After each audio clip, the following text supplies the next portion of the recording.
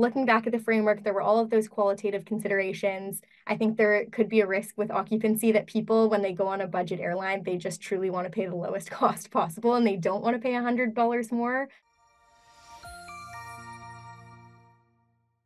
Hello, everyone. My name's Tessa. I have a background as an associate consultant and a senior associate consultant at Bain in the Toronto office. And since then, I've been helping organizations with their strategy and transformational efforts. Perfect. And everyone, I'm Ben Wilson. I'm currently a director with Alvarez and Marsal. I'll be playing the role of the interviewer today. Tessa, we have a great case. What do you say we jump in? Let's jump in.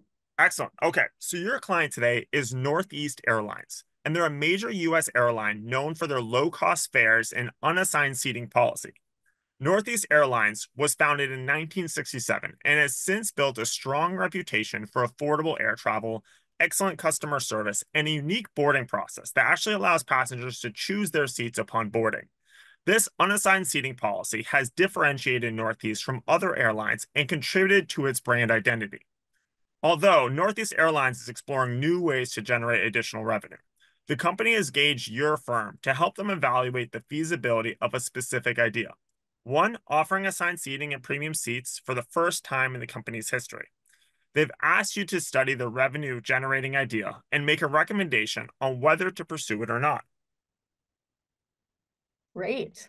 This is really exciting and an interesting case to be tackling today. So I just want to make sure that I fully understand the problem that we're solving.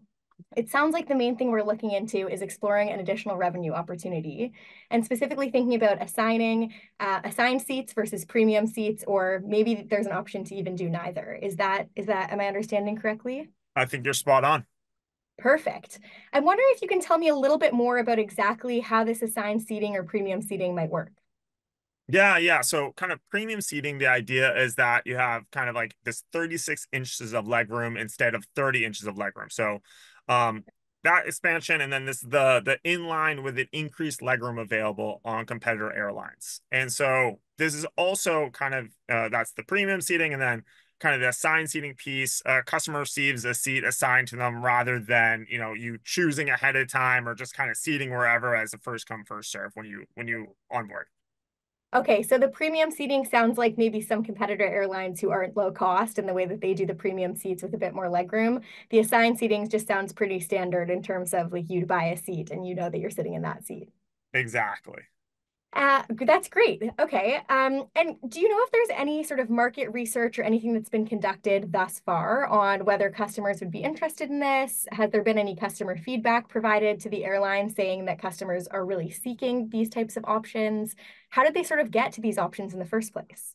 Yeah, I think that's a fantastic question. So there was market research that was conducted about 6 months ago on a focus group and via online surveys. And so the results indicated that about 80% of flyers would prefer assigned seating to reduce boarding stress. About 50% indicated they'd consider some premium seating option if available, and indicated they'd be willing to pay between maybe $80 and $120 more per seat for a premium seat. Also, while many customers prefer assigned seats, the airline did not find any evidence that customers would pay more for an assigned seat. So Oh, also then, interesting. finally, one more point is that repeated surveys and focus groups have demonstrated that the vast majority of customers believe Northeast brand identity stems from the quality and friendliness of its staff. So booking agents, in-flight crew, and airport staff. Interesting. So even though the customers prefer assigned seating, they're not willing to pay any more for it, but maybe the preferred seating is actually where you can get the increased value. But it sounds like the seating option really isn't what people value about the airline in the first place. So definitely something for us to keep in mind and an interesting dynamic we have today. Um, those were all of my questions. Is it okay if I jump right into the framework at this time? Please. Perfect. I'm going to take a moment to sort of think about that. Okay. Great. Are you okay for me to walk you through my framework? Please do. So I'm actually going to show it up here. So here we can see we actually have our question, assigned and premium seating. As I mentioned earlier, we also have the option to not go with either of those and just continue the model the same way. And I've broken this down into a financial bucket and a non-financial bucket. So let's start first with the finances. I always like to start with sort of the data pieces first. In financial, we can see there's revenue potential. So is there any increased revenue that we might be able to achieve from these two options? Earlier, as we were sort of talking through the options, you mentioned that for premium seating, there probably was an additional revenue potential, but maybe for assigned seating, not quite so much. The next one is the cost implications. So what are the cost implications? And I can really think of, maybe there's retrofitting that needs to be done to the planes that already exist. Maybe there's something extra that needs to be added to the premium seating. You mentioned the extra legroom, but I'm curious if like there was a free bottle of water or, little crackers or chocolates that were handed out throughout. I'm not sure. But maybe we're trying to make it like a little extra premium. So any costs that would be associated with that. And then finally, sort of putting those two together and really doing a profitability analysis. And what I would like to look at is the profitability analysis of whether we just stick with the status quo or whether we really do adopt this newer model. Then on the other side, maybe I'll put it to this side, we have non-financial considerations. So the first one we have is customer satisfaction. So that's, you mentioned that customer satisfaction is actually the main thing that people really love about the airline. So we want to make sure that customers are satisfied, that they're happy with the customer service, and that there's nothing that's going to compromise that as these new changes might be made. The next is the brand positioning. So you mentioned that they're really positioned as like this low budget airline. If that's the case, will this change that brand positioning and actually make it so that they're competing more with the other airlines? What will that do to the overall perception of the brand? And then finally, I would look at operational challenges. So in terms of like assigning seats, is there updates we would need to do to the software, or is there something we would need to think about operationally just to make sure that, the gate agents were checking that people were boarding? Are there people who have only flown on airlines that don't have assigned seating, and this would be like a big change for them, and there would be a lot of conflict? You always see sort of those videos where people are like, no, you sat in my seat, and they really want the window seat. So not sure exactly what would happen from an operational perspective or what would be required there. Does that sound okay to look into? Yeah, I think that's fantastic framework, and I really like the way you kind of broke that down. Where would you like to potentially start? Yeah, I would love to start in terms of the opportunity sizing. And I'd love to know sort of a little bit more and sort of look into a little bit more about like the 36 inches versus the 30 inches, how many seats would be in each. I think that's sort of the first step to going towards my financial bucket. Yeah, okay. Fantastic place to start. And I can give you a little background and then even specifically kind of what I'm hoping to dig into. So, Northeast Airlines operates a kind of one model fleet of 500 Boeing 737-800s. Each plane is currently equipped with 30 rows of standard seats. Each row has 6 seats, 3 on each side of the aisle, and has the 30-inch of legroom previously mentioned. In the new premium seating configuration, Northeast planes will allocate 33% of the seating space to premium seats, each with the 36 inches of legroom referenced. So, specifically, kind of what I'm looking for is if Northeast reconfigured their planes and allocated 33% of the seating space to premium seats, one, how many premium seats and standard seats would each plane have? And then also, two, kind of like the back half question, how much more revenue per flight would they make with premium seats? Okay, got it. All of that makes sense. I think that I have a few clarifying questions, unless I missed something. But I'd love to hear a little bit more sort of about the price of a standard seat and a price of a premium seat. So I think you had mentioned in the prompt that there was an 80 to 120 premium for an assigned seat, or sorry, for a premium seat.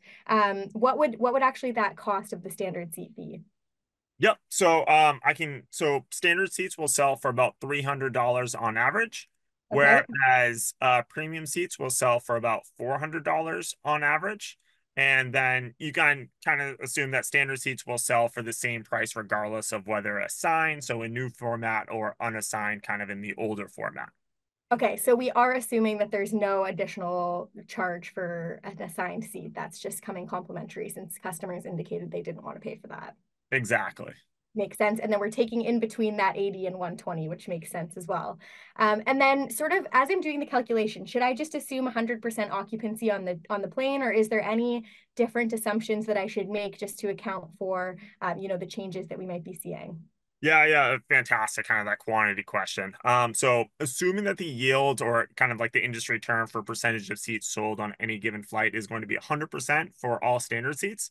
Yep. And then you can also assume that it's about 95% for more premium seats. Okay, got it.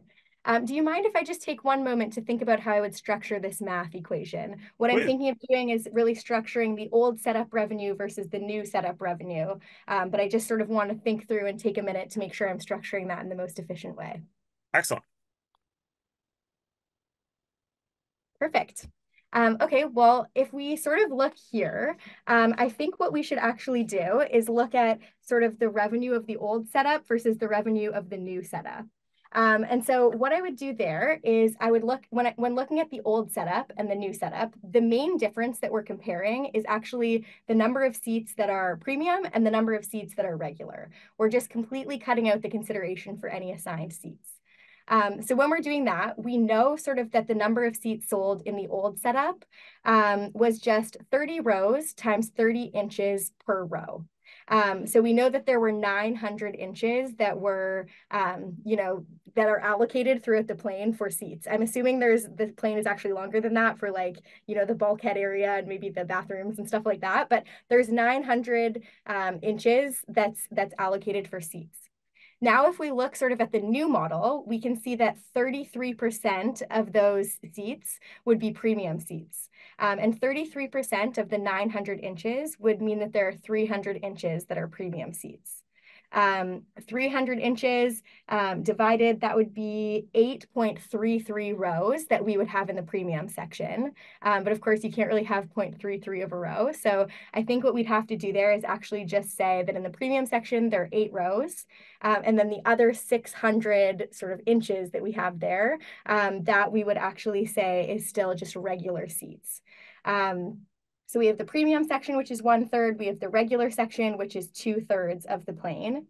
So now what we need to do is actually set up the two equations. So that's what I was just doing as I took a moment. If we look at the old setup, we have regular seats times the regular price.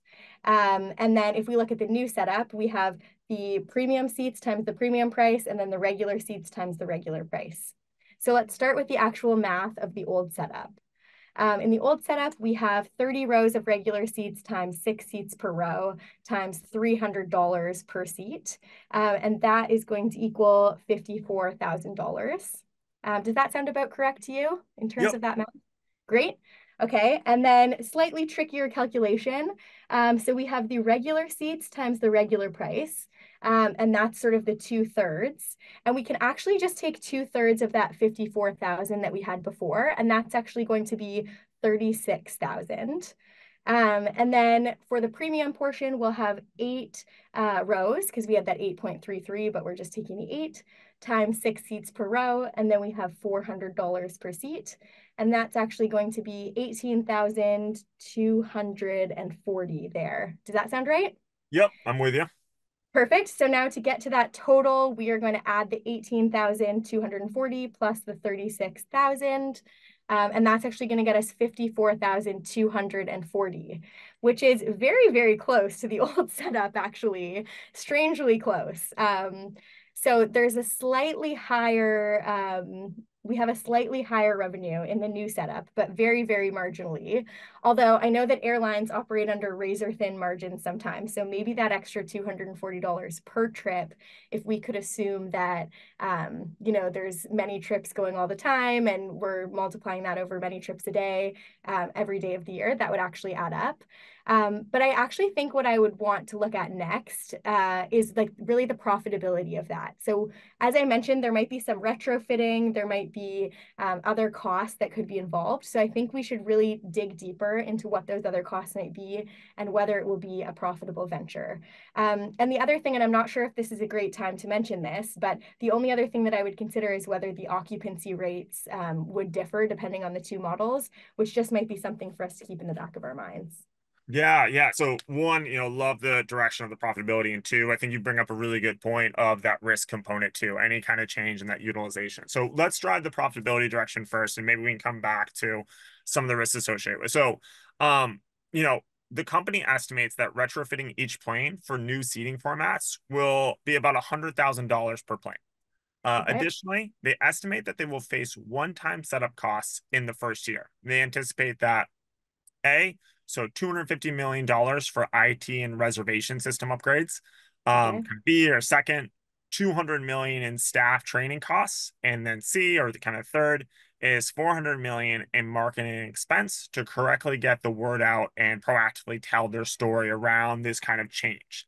Be curious from yourself, kind of the direction you were going is, will this seating change end up being profitable in the first year for a client? Okay, great. So we're looking at a 1 year profitability.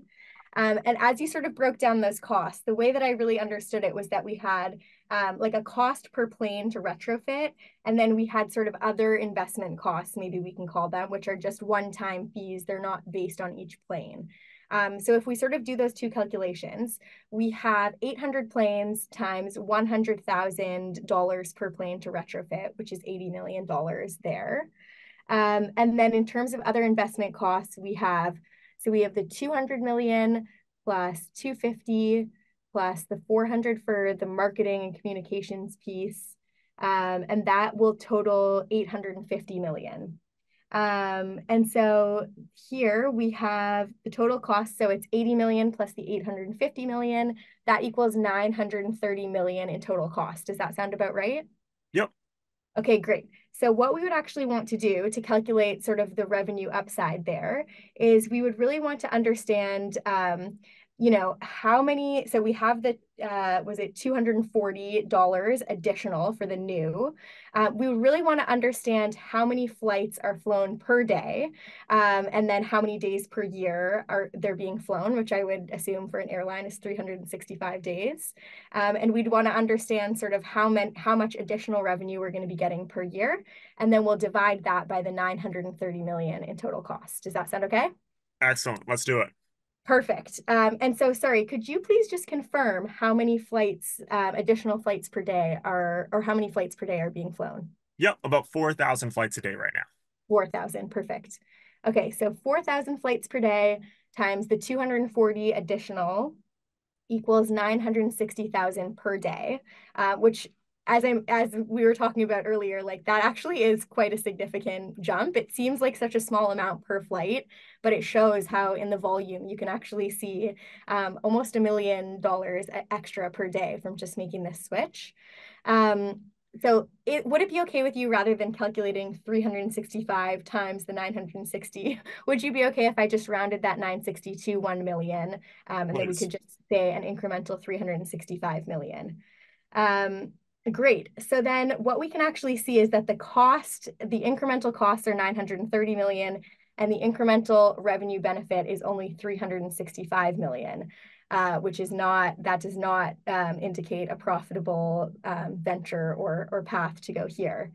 However, I would just maybe caution that I think when we sort of looked at some of those other costs and some of those like retrofitting costs, maybe looking at it for a 1 year payback isn't actually the best time frame. I know that's the time frame you asked us to do it in, and maybe for the airline, they're really looking at, they have something important to be meeting in a certain period of time. But if we could look at it in a slightly longer payback, perhaps Please. like 2 to 3 years, that's when it would actually break even, sort of that 2 to 3 year time mark. And I actually think that that's actually quite a good like payback period when you look at a general investment. Yeah, yeah, and I think that's really interesting and certainly a very interesting point too. So what you're saying is, if I can kind of summarize, maybe doesn't pay back in the first year, but somewhere between that 2 and 3 year, you're saying that's when we'd really start to break even. Yeah, exactly. Exactly. I would still say though, and I just go back again to what are the risks associated with changing the whole model. Looking back at the framework, there were all of those qualitative considerations. I think there could be a risk with occupancy that people, when they go on a budget airline, they just truly want to pay the lowest cost possible and they don't want to pay $100 more. It's much easier for maybe a customer to say in like a survey, oh, I'll pay $100 more. But when they actually get into the situation, are they going to make that purchase price? There is, even though it's a pretty easy payback, I think that maybe there are some risks that we should be considering. Well, so let's double down on that, Tessa. I think that's a fantastic place to go. So, just even further context before we dive in, longtime board members of Northeast are actually particularly nervous about crossing this Rubicon into premium and assigned seating, especially this is, a huge brand differentiator for a long time. And this kind of quirky seating format has really been, what they've doubled down on. So what are some of the key risks that you anticipate and how do you advise handling them? That's a great question. So in terms of like the financial considerations that we've done, I'd say the biggest risk is that we've assumed that 100% of all seats will sell. And I think that that's like a huge risk that we're making. I think that it's pretty rare that I go on a flight where 100% of the seats are sold.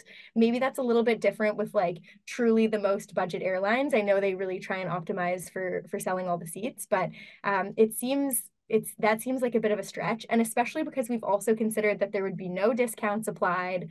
There's no like sale day where somebody can get a discounted seat. I think that that is like a pretty bold assumption. And I would also say that maybe there are nuances that we could further dig into if we have further time to do a sensitivity analysis. Are there some routes that we can assume 100% occupancy, or maybe some days of the week, or then maybe there are other routes that are less popular or times of the day that are less popular, and we could sort of dig into doing a bit more of a sensitivity there. I also think that assuming the $100 premium for a seat was was also a bit of a bold statement. On the one hand, I don't know if people will pay that extra. On the other hand, maybe people are happy to pay double their seat price. Like, we just really don't know that exact range. I would be interested for that to actually see if there are other airlines and what the sort of cost differential they charge for just a difference in legroom. That could be a good way for us to sort of pressure test that one. So overall, I would actually say for the financial risks, what I would do to mitigate that is run a couple of sensitivities based on some different scenarios that we might be able to imagine, and really think about, if everything was to go right, I think we've calculated that upside, but let's say everything goes 75% according to plan, and really understand what the mitigation would be there. Excellent, excellent. Certainly doesn't feel like it's a clear path one way or the other here. Um, No. So, you're actually preparing for an intern project with the CFO and their two VPs of finance. The lead partner on the case has asked you to provide a summary of findings thus far. What do you have to say? Yeah, I mean, really exciting, super exciting case and super exciting opportunity to present to those senior stakeholders. The first I would say is I would definitely give them a summary in terms of, what the potential revenue opportunity here is, and that the payback period is actually only the 2.5 years if everything was to go right. And sort of, I would really break down to them, what made up that 930 million in upfront costs and how we sort of calculated the differential in the two areas. And second, I would definitely point out to them that their customers indicated a strong preference in having some premium and assigned seating. I think that even if we didn't go with the premium option, there could probably be some assigned seating updates that definitely wouldn't cost the 930 million. So that would help with the customer service, or could be an avenue to explore. And I definitely think that since their customers really value the positive customer experience, it's something that we should take seriously and that we should make sure that we're incorporating as much as we can in what the customers actually want and what they're asking for. However, I would point out to them that we do want to do a little bit more sensitivity analysis. I would definitely get their thoughts on some of the assumptions that we've made and see what they think about those. And I'm sure that they would have some additional evidence or some other ideas that we might not have thought of, not being inside the company. Excellent. Tessa, that was fantastic. And thank you very much for your time today. Thank you. Appreciate it.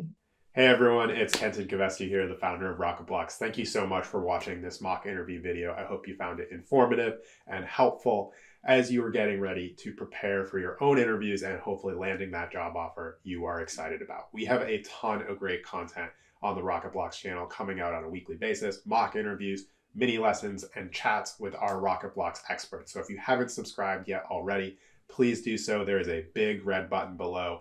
And if you hit that, you'll get all of our content as soon as it comes out. Thanks for watching and have a great day.